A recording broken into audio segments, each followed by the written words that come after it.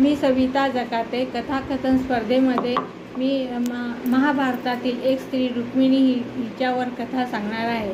रुक्मिणी ही विदर्भ राजा भीष्मक आणि शुद्धमती यांची मुलगी. महाराष्ट्रात तिला रुक्माई असे सुद्धा म्हणतात. रुक्मिणीला आपले निर्णय स्वतः घेण्यास आवडते. तिला तिच्या निर्णयामध्ये कोणालाही हस्तक्षेप केलेला आवडत नाही.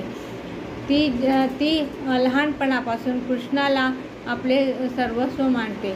त्याच्यावर ती पूर्णपणे मोहित होते आणि त्याच्याशीच विवाह करायचा असे ती मनातल्या मनात ठरवते. पण इकडे दरबारात काही वेगळेच चालू असते. जरासंध हा विदर्भावर आक्रमण करणार असतो. जेव्हा जरासंध हा विदर्भावर आक्रमण करून येणार ही गोष्ट रुक्मिणीचे वडील भीष्मक याला समजते, तेव्हा ते खूप चिंतेत पडतात आणि ही गोष्ट तो दरबारातील लोक आणि आपला ज्येष्ठ मुलगा रुक्मी याला सांगतात. तेव्हा दरबारातील लोक असे सुचवतात की काहीतरी उपाय याच्यावर केला पाहिजे. मग रुक्मी थोडासा विचार करतो आणि सांगतो की जरासंधाचा मांडलिक शिशुपाल याच्याशी आपली बहीण रुक्मिणी हिचा विवाह करून दिला तर जरासंध हा आपल्यावर आक्रमण करणार नाही. मग हा प्रस्ताव दरबारातील लोक मान्य करतात आणि हा प्रस्ताव ते शिशुपाललाही पाठवतात. शिशुपाल हा प्रस्ताव मान्य करतो आणि रुक्मी हा शिशुपालाशी आपली बहीण रुक्मिणी हिचा विवाह ठरवतो. पण हे रुक्मिणीला कळायच्या आतच ह्या गोष्टी ठरतात.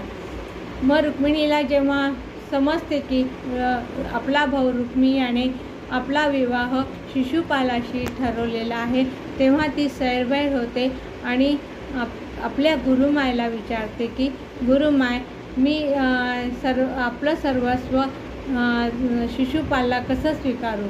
मी त्याला ओळखतही नाही आणि त्याच्याबद्दल जरासुद्धा चांगले ऐकलेले नाही.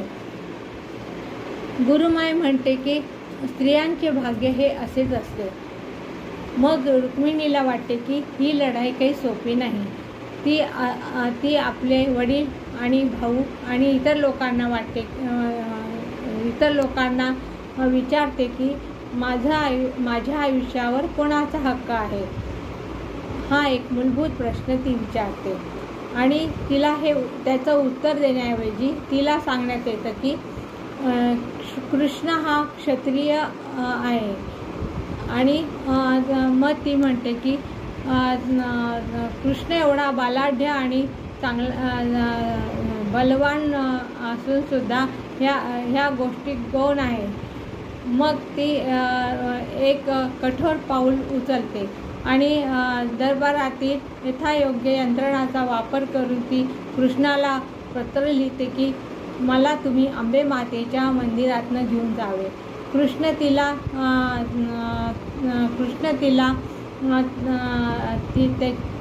विदर्भ राजावर आक्रमण करून तिला घेऊन जातो आणि कृष्ण आणि रुक्मिणी यांचे विवाह होतो. कृष्णांच्या राण्यांपैकी एक रुक्मिणी एक महाराणी बनते.